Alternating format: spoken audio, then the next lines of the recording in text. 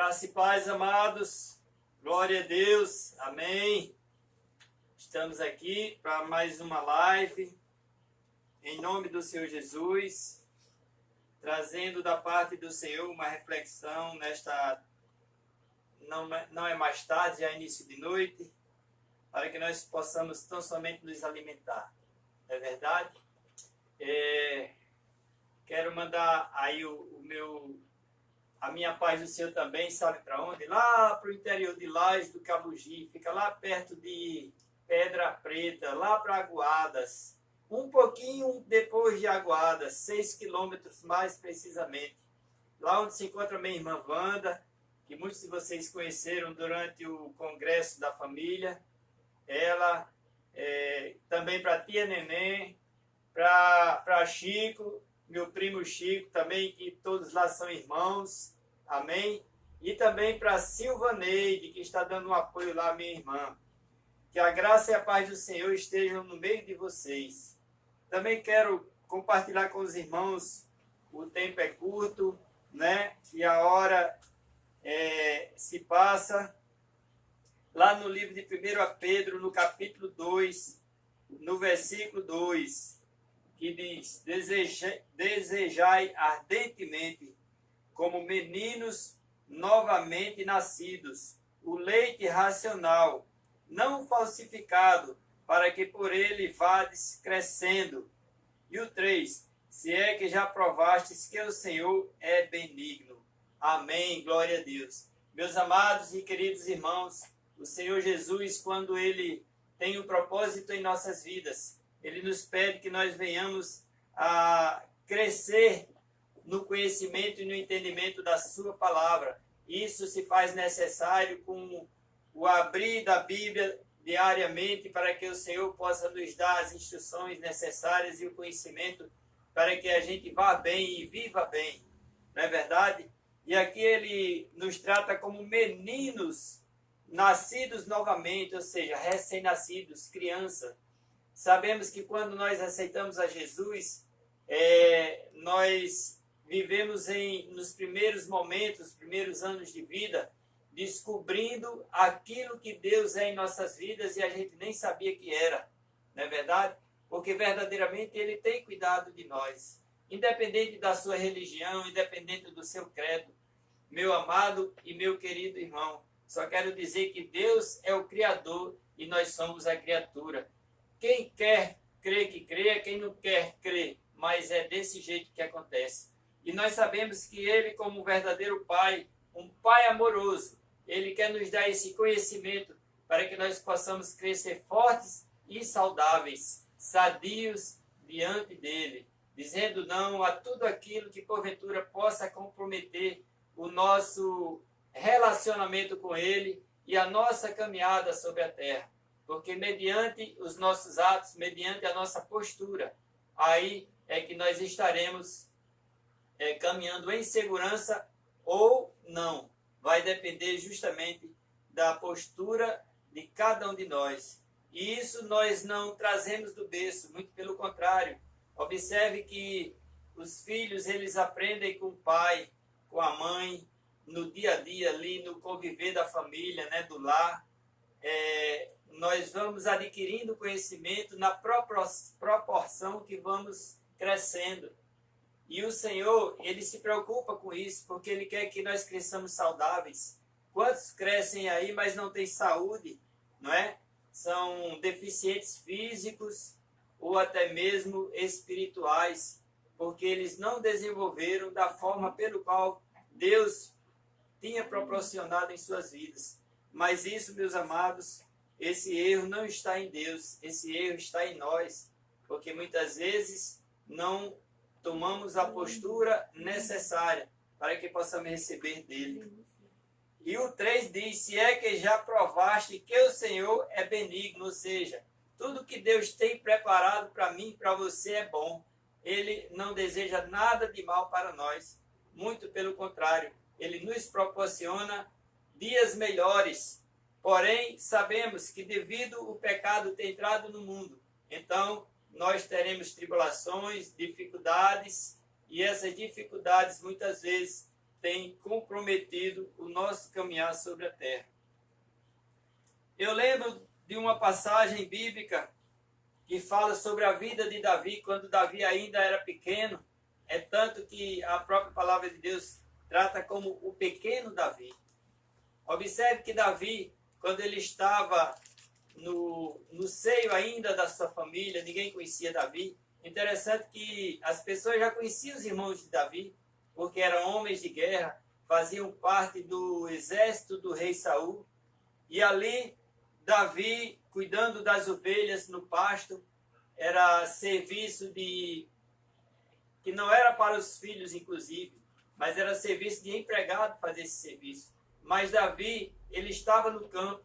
E o interessante é que quando Samuel foi enviado por Deus para que viesse ungir o novo rei de Israel, porque Saul tinha saído dos propósitos de Deus, quando Samuel chegou na casa de Jessé, que encontrou os irmãos de Davi, homens bonitos, fortes, e ele, no seu coração, pensou: certamente estou diante do novo rei de Israel. Meus amados, e ali naquela hora, o homem de Deus, porque Samuel era um homem de Deus, mas observe uma coisa, que muitas vezes nós somos traídos por aquilo que nós achamos, deixamos nos levar pela aparência, mas Deus falou e bradou no coração de Samuel: Samuel, Samuel, tu vê o exterior, tu vê o que está na tua frente, tu vê o natural, mas eu vejo o sobrenatural, eu vejo o coração, eu enxergo mais além, a minha visão é mais apurada, e esse daí eu já rejeitei. Oh, meus amados, e que grande lição nós aprendemos naquele momento, assim como também o profeta Samuel, que apesar de terem passado todos os filhos de Jessé diante do profeta, e Deus dizendo: nenhum desses é aquele que eu escolhi. E ali Samuel disse: como é que pode? Já passaram todos, não falta nenhum? Não, tem sim, tem um pequenininho, um que é sem importância, o menor é aquele que é desprezado, que está fazendo serviço de empregado. Interessante, amados, que os bonitão, os fortão, estavam em casa, no bem bom lá, mas Davi não, Davi estava ocupado, estava trabalhando.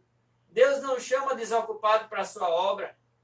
Muitas vezes, amados, a gente no corre-corre do dia a dia, muitas vezes eu gosto de brincar, mas algumas pessoas que fazem parte do meu dia a dia, ou me conhecem mais de perto, sabe que muitas vezes eu venho almoçar 3 horas, 4 horas da tarde. Interessante, mas eu estou aposentado, não estou mais fazendo nada. Interessante que continuo fazendo alguma coisa. A gente nunca para, não é verdade? E é por isso que muitas vezes nas lives a gente entra um pouquinho atrasado, porque devido corre-corre, faz uma coisa, faz outra, e a hora se passa tão rápido que mesmo a gente apressando o passo, nós terminamos atrasando um pouquinho a entrada. Mas aprove a Deus de estarmos aqui à mercê da sua vontade e do seu querer, fazendo não em conformidade com aquilo que os homens queriam, porque os homens lá de cima, aquelas pessoas que têm o poder ainda nas suas mãos de decidir o que fazer, ou até mesmo o dia de amanhã da nossa nação, eles determinam. Mas eles se enganaram, amados. Eles tentaram fechar a boca de Deus sobre esta nação, mas aconteceu o contrário. Nos dias de hoje, nós temos a mídia à nossa disposição, ao nosso serviço. Então vamos usá-la enquanto nós podemos, porque também não sabemos até quando nós vamos poder fazer isso, devido justamente à situação política que o nosso país se encontra. Vamos continuar orando pela nossa nação, porque Deus é Deus do Brasil. Deus ama essa nação. Esta nação também foi escolhida um dia por Deus para guardar os seus filhos quando eles fugiam do massacre. O Seridó, a área do Seridó foi uma região pelo qual aqui no nosso estado os israelitas escaparam. Meus amados, e Deus ama muito essa nação, porque a nação brasileira é formada, observe que tem gente aqui de todo canto, muita gente de vários outros países, a começar pela colonização. E Deus já tinha um propósito nessa nação. E hoje nós estamos aqui para que esse propósito seja aperfeiçoado. Mas vamos buscar em Deus esse conhecimento e o crescimento necessário. Não vamos nos comportar como criança, porque um dia éramos criança. Um dia nós precisamos do cuidado dos nossos pastores, dos nossos irmãos mais próximos, mas os dias vão passando e o conhecimento vai chegando. Então vamos usar esse conhecimento para o nosso crescimento espiritual e para que a gente possa proporcionar crescimento para aqueles que estão próximos da gente também. Esse crescimento, esse conhecimento, ele tem que ser semeado no meio da igreja.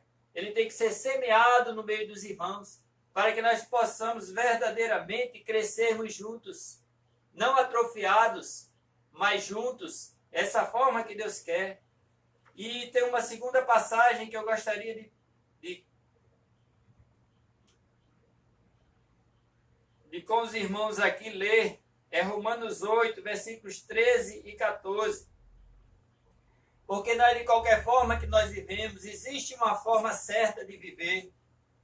Romanos 8, versículo 13 diz: porque se viverdes segundo a carne, morrereis, mas se pelo Espírito mortificardes as obras do corpo, vivereis. Há uma necessidade, sim, de nós buscarmos o espiritual, porque verdadeiramente o espiritual é o que nos mantém para a vida eterna. O espiritual nos leva para aquilo que é eterno. Porém, quando nós olhamos pelos olhos naturais, nós ficamos presos àquilo que é limitado, àquilo que um dia acabará, aquilo que um dia vai passar. Versículo 14. Porque todos os que são guiados pelo Espírito de Deus, estes são filhos de Deus. Glória a Deus, meus amados. Se faz necessário não apenas sermos tratados como filhos de Deus, porque Deus nos trata como filhos, e até mesmo nos chama de filhinhos, não é? Ou seja, uma forma carinhosa de chamar o filho, filhinho. Deus nos ama, amados, e já provou este amor quando Ele mandou o seu Filho Jesus nos resgatar do pecado que estava sobre a terra. A terra foi contaminada pelo pecado. É por isso que nós nascemos bem bonitinho, né? Todo mundo quer dar um cheiro, um abraço, um arroxo, apertar a bochecha, mas aí a gente vai crescendo, e daqui a pouco é 30, 40, 50, começa a aparecer as rugas, começa a ficar fedorento, né? Porque não sei porquê, dizem que velho fede. Mas isso significa dizer que tudo aquilo que está ao alcance dos olhos é passageiro e limitado. O interessante é que quanto mais dia passa, mais velho fica. E Deus, Ele quer nos renovar. Ele nos trata como filhinhos. Ou seja, para Deus, nós nunca iremos ficar velhos. Ele é quem renova as nossas forças. Ele é aquele que restaura o nosso corpo, quando muitas vezes necessita de uma providência sua. Ele é aquele que ouve a mim e a você quando clamamos. De manhã, de tarde, de noite, de madrugada, seja a hora que for, o momento que for. Deus, Ele não dorme e nem cochila, diz a palavra do Senhor. Ele está patente, tudo está patente aos seus olhos, a nossa vida, o nosso dia a dia, o nosso viver. Ele é aquele que nos sustenta pela sua mão direita. Ele é aquele que nos faz sentar em cadeiras de príncipe. É Deus que dá a condição a cada um para que possam crescer e desta forma trabalhar em prol da nação, em prol da igreja, em prol da necessidade do irmão. Queridos amados, eu gostaria de fazer uma oração nesse momento, encerrando a minha parte. E quero convidar você que sabe que neste momento tem alguém que de repente está passando por uma dificuldade, uma enfermidade, para que nós possamos orar por todos aqueles que se encontram enfermos. Porque Deus, Ele tem o poder de suas mãos de restaurar cada um de nós. Amém? Oremos então. Curva a sua cabeça. Querido Pai, graças te damos, Senhor, neste momento. Em primeiro lugar, Deus, pelo sopro de vida que Tu nos dá e também pelo privilégio que Tu nos concedeste de chegarmos até a Tua presença através desta oração. Senhor, eu apresento a cada um que neste momento, Senhor, está assistindo esta live. Ó Deus amado, Eu não conheço a todos, mas tu, Senhor, que sonda os nossos corações, tu não conheces só nós, mas também a nossa petição e a nossa necessidade.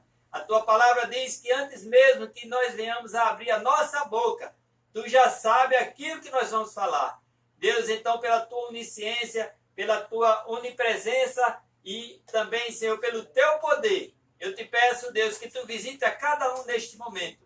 Ó, Pai amado, venha sarar e restaurar, Senhor, aqueles que se encontram enfermos. Deus, eu te apresento o irmão Reginaldo, apresento a irmã da Guia, o presbítero Vasconcelos, a diaconisa Paula, a cada um que se encontra enfermo, Senhor. Te peço também, Senhor, pela tua filha, Senhor Edneia, bondoso Deus, que já está praticamente restaurada, mas ainda não foi concluído, Senhor, a sua cura.